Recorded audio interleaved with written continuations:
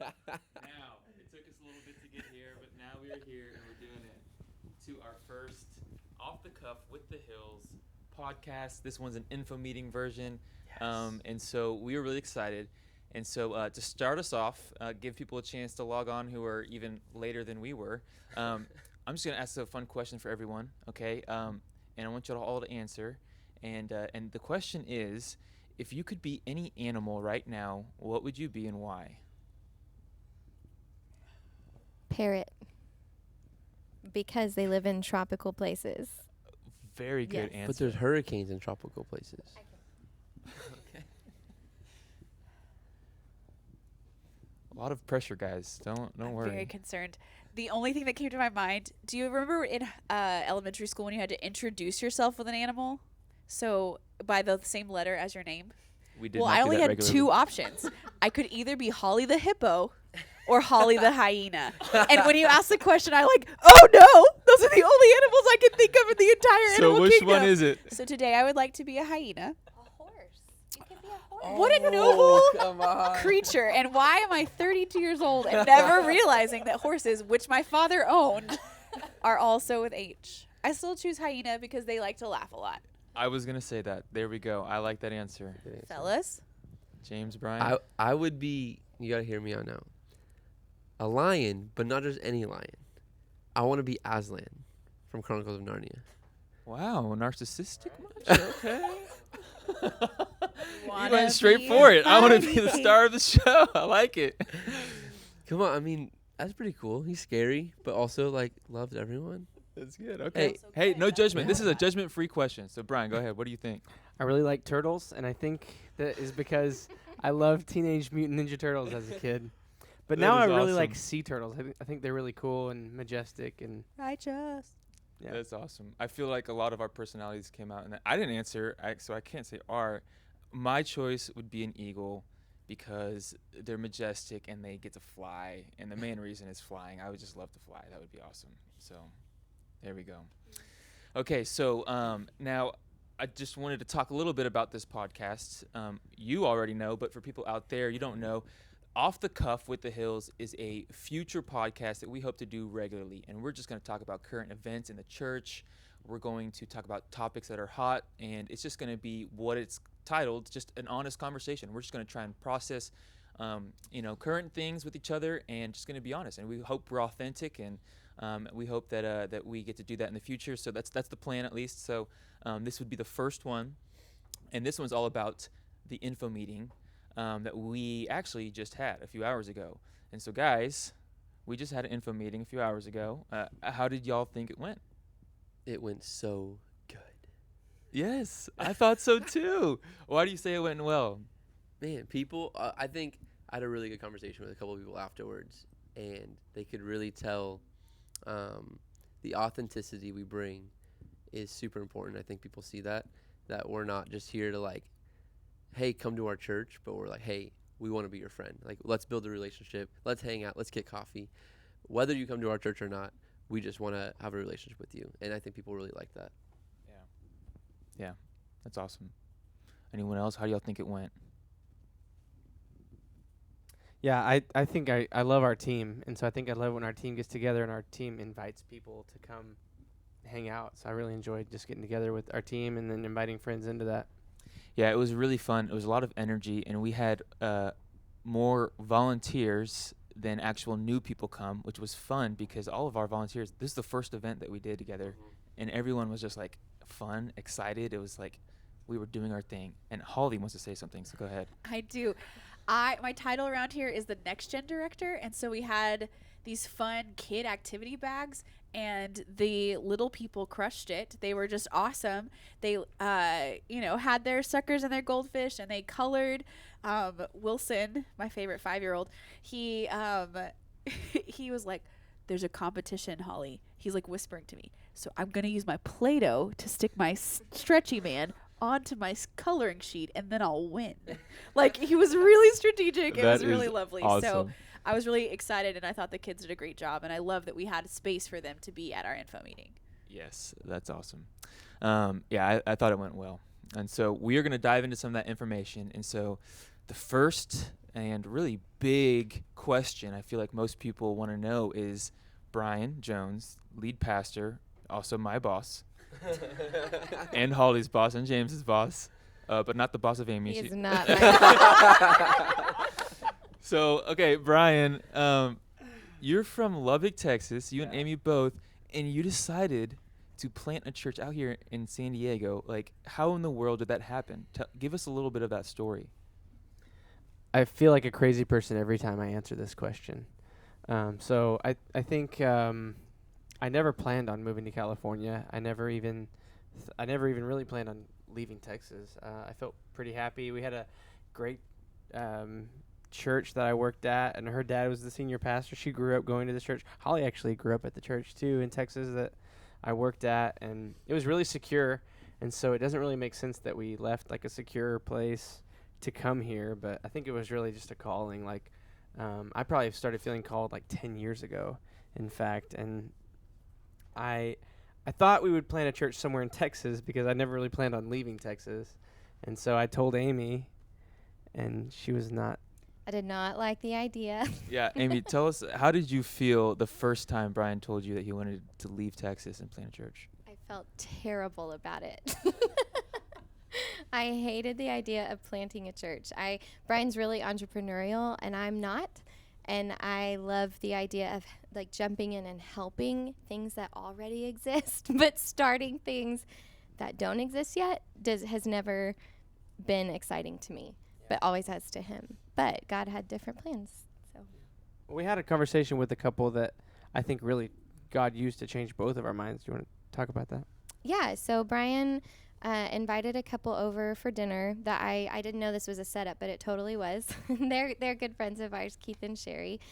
We love them so much, but they had planted a church in Colorado like a year or two before this dinner happened. They moved from where we lived to Colorado to plant this church, and they were coming through town, and they came over for dinner, and it was the day leading up to that dinner was really.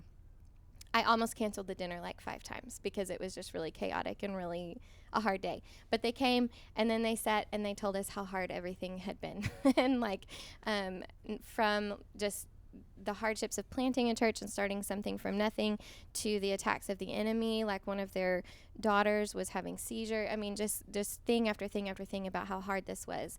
And the Lord had kind of already been stirring in my heart for a few months prior, when you say months prior to that. And when they came, the Lord used this conversation with them because they started talking about how hard it was, but then they talked about people's lives changing and they're meeting Jesus and everything turning around and whole families being changed because dads are coming to know Christ and people in their neighborhoods meeting Jesus and just the change they're seeing in their city because people are meeting Jesus. And the Lord used this conversation with them to kind of confirm in my heart, this is why I've been stirring your heart. And this is why you have felt a little bit of a holy discontentment lately because this is what I want you to do. And this is nothing that you ever wanted to do before, but this is what I'm calling you to. So Keith and Sherry were for sure a big part of how God called me into the church planning. Wow, that's incredible. So for either of y'all, what was maybe one of the hardest things about making this decision to leave Texas and come plant a church here? You want to go? Go ahead. It felt like we were leaving all of our security. It felt like we jumped off a cliff with no safety net. Left our families, left secure jobs, left anything that we hadn't planned already for our future, we left it. Of course, we know that being in the Lord's, like where He wants us, is the safest place to be, but sometimes it doesn't always feel that way. So I think that was probably the hardest thing. And then we have 4 kids, and it affects them, and the what ifs and the what abouts, and taking everything down the road when we don't really have any certainty of what it looks like was really hard. Well, so Brian, what do you think has been the biggest reward since making that huge leap of faith, since coming out here? Yeah, I think it's so cool to think back to like moving a year ago. It's been a little over a year since we moved, and to think about like the richness of what this last year has meant, like the relationships we've built, like this incredible team that God has just put Yes. around us, and it just reminds me, like, Amy told me she feels like it's funny that I said I want to be a sea turtle, because she feels like in Finding Nemo, the sea turtle, that like they join the current and like the current just takes them, and that's kind of how it feels. It feels like there's this unfair momentum, and it really is like God is at work, and I'm not starting anything. We're not starting anything. Like, He's doing it, and we just get to be part of it. It's like, it's just such a privilege, and the relationships aren't just like the how we accomplish the mission of Jesus. They really are the reward of like living out the calling that He has for us. It's been incredible. So cool. And you wouldn't have experienced any of that if y'all did not listen to the calling that God gave y'all. So I love it. So you both came out here, and did you know anyone out here? When we first felt called, we didn't know anyone, but I quickly like started stalking people and making friends. We won't talk about online. that at this podcast. Our But- pastor stalked people. Yeah. But you did start doing something at precisely 10:02 every single day. And in fact, I do the same thing, and so does Holly, and James, and Amy, and many other people. And so I think, James, do you wanna answer what that thing is that he and we do at 10:02? Yeah, man. So Brian told me about it. Actually, when I first met him, the first time we met, we weren't planning on like working together or anything like that. We just kind of met, had coffee, and he told me about this prayer that him and his staff and team really prayed every day at 10:02, and it was Luke 10:2, which says Jesus is telling his disciples to, there's a large harvest, and you need to pray for workers. And so that's what he told me, and that's what they do. And me and my wife started doing that as well. And it's funny because Brian told me, he thinks it's funny at least. I don't know. It's ironic. It's ironic that the church I came from is called Harvest Christian Fellowship. And it's just kind of ironic that he's praying for a harvest, and then the next person that came along was me and my wife, and we came from Harvest. So it was kind of funny, but yeah, I love it. It's really challenging sometimes because it goes off every day at 10:02, and pretty much whatever I'm doing, I'm like, all right, I got to stop and just pray. Like, even if it's just like 5 seconds, 10 seconds, God, Right. bring us workers. But if you're driving, you don't close your eyes, right? I close my eyes all the time when I drive. I don't open my eyes when I drive. So funny, really quick funny story. I have to tell this about that prayer and on that time. I was talking to a buddy who actually is in the process of praying and coming out here to join our church. His name is Matt Ryle, and Shout out. yeah, shout out to Matt. I know Matt, and so It's a and he great lives place, in Dallas. Matt. You should come. Yeah, listen to us. Anyways, one of the Brian will first stalk you. one of the first conversations I had with him on the phone, I was telling him about it, and he was telling me how he feels like God is telling him to come out or do part of something. And I told him, well, it's funny because we pray every day at 10:02 for more people, and I think you may be an answer to that prayer. Well, somehow he heard that I wake up at 2 a.m. every morning to pray, and so Way it made holier me than the sound rest of us, Mike. yeah. Made me sound a lot less spiritual when I had to tell him, no, it's actually when I'm awake, and but anyways. Amy just wants to give, speaking of shout outs, a shout out to her friend Jolene, who she's the reason we do this. She told us about There's it. a whole group of people who pray the same prayer. Yeah. Wow, that's awesome. Well, thank you, Jolene, and everyone else. So, okay, James, you also shared at the info meeting a bunch of just facts or stats about the area that we're focused in, which is San Marcos. Do you want to share Yeah. some of that? Yeah, I think it's really cool because before really any of us came along, when Brian and Amy felt called to plant a church, they did a lot of research on where to do that. And so in San Marcos specifically in the year 2000, there was only about 60,000 residents of San Marcos. And now 20 years later, there's over 100,000. So it's over doubled. So you can see almost doubled. And you can see just like how many people there are that really need to know who Jesus is. And San Diego County in and of itself has 3.3 million people, and only less than 10%, 9.8% of them actually claim to be evangelical Christians or claim to be open to sharing their faith. And so a city like San Marcos has so much opportunity to reach young people, because there's Cal State San Marcos, and then there's young families, and there's empty nesters, and there's senior citizens, anyone that's just looking for community, looking to be a part of something that God's doing. Yeah, that's awesome. We are excited to do what God has called us to do out here. And so to transition a little bit, Holly, we need to give you a chance to answer Thank a you. question. I've been waiting. One thing that our church is really passionate about is this thing called community groups. We call them the Hills Community Groups. Would you tell us a little bit about that? Yes. So we believe that anyone and everyone is eligible for the kingdom of God, and we want anyone and everyone to come and belong. In fact, like the two essentials of our church is that we believe you belong, like no one's disqualified, everybody belongs, and the gospel is true. And so if those are the only two things, and community group is a great place for anyone on a journey, whether you've been around Jesus forever and you feel like you grew up in the church, which is kind of my story, or you've like not even really sure who Jesus is, you don't know that story. A community group is a great place to come in anywhere along that journey and plug in. It is a group of people who will love you and will help you process those things, and there are no answers, and we believe they should be open. Like anyone can come at any point in the journey. We really want people to find a place to fit and to feel seen and known and loved. And so we are our church is basically a network of community groups all lumped together under the Hills Community Church.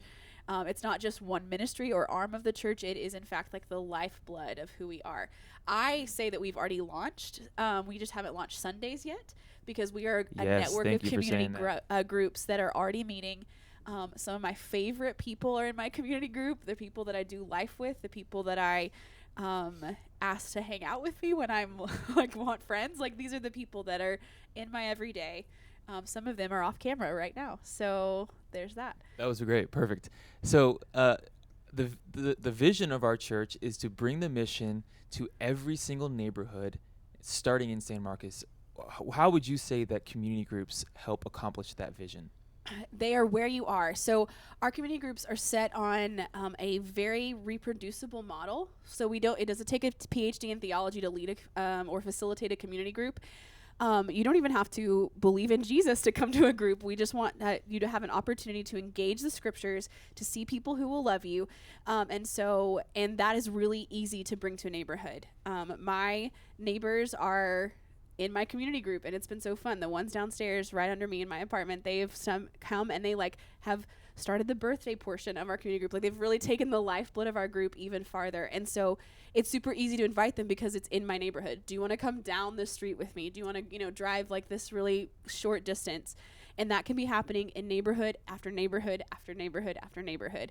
And that it's the people that you're going to live life with, because it's not just your age and stage. I know we all kind of look age and stage together, but we're hoping that we'll get more and more people, because anyone and everyone can fit into a community group. That's right. And we are really hoping that what we really want is the multiplication of our group. So as the group gets larger and larger, we hope that someone feels empowered and called by Jesus, with us helping to equip them to start their own group. And then that group starts another group, and that is all of a sudden now every single neighborhood in our area. And so that's something that we're really excited about. Holly, if someone is listening right now and they're like, I am in North County, San Diego, and I want to come to a group, are there any groups happening right now? Come on. Tomorrow night, come to my group with me. Like, I would love it. We have 2 groups that are active right now. We're hoping to start a student group. So if you know any high schoolers, in the least creepy way I can possibly offer to hang out with them, I would love to hang out with them. And so, yes, I don't know any way that you want to. If you're on the website, there's a groups page. If you're on YouTube, talk in the comments. I don't know. I'm really bad at the tech stuff. Click the link in the bio on Click Instagram. the link in Swipe the up. Right now, bio. swipe up. Instagram. There's no Hit link us to with swipe those up. DMs. I'm very relevant. Yeah, DM And us. so Yes. reach out. We would love to invite you to a community group. Yes. Slide into our DMs. So Also not creepy. yeah, thanks, James. So Holly, your official title is Next Gen Director or Coordinator. Director. Okay, I just making direct sure I all got of that the right. next generation. So I know this is a hard question, and I'm sure there is a lot that you would want to share about. But if you could say, like, what is one thing that you want to share that you're passionate about Next Gen Ministry? What is something that you want to communicate to the people listening? Well, one of our core values is that no one is disqualified from being used by God. I've said that already on this podcast talk thing that we're doing. But I think that includes children. So, we believe that the mission of God carries all the way down. And like I said earlier, my story is because my family took me to church, and I learned about the things of God from a very young age. And so our Next Gen Ministry believes that kids can learn, can follow the things of Jesus, are disciples, and can be disciple makers, and that starts really, really young. And so because we believe that who's the best person to reach a third grader? Another third grader. Family has a lot of influence and is obviously super important, and we believe that parents are the primary disciplers of the home. But influence-wise, what's cool, what's hip is coming from your friends. I had a lot of Tamagotchis and a lot of things when I was a kid because my friends told me they were cool. I bought a lot of Beanie Babies, all because of those things. Does that date me? Hello. I am. That's fine. I've already said my age on this thing. So, but I learned from my friends what was cool. And so we just want to equip and empower students and kids. And we want everyone to know how safe and cared for from birth on, you are seen, known, and loved here at the Hills Community Church. Yeah, so I think a lot of people sometimes view Next Generation as the future church, and I would say that they're the church now. Correct. They can be equipped to be the church now, doing ministry now, and so I love that you said that, and so we're really excited about that as well. So lastly, it's going to be the last question, Brian.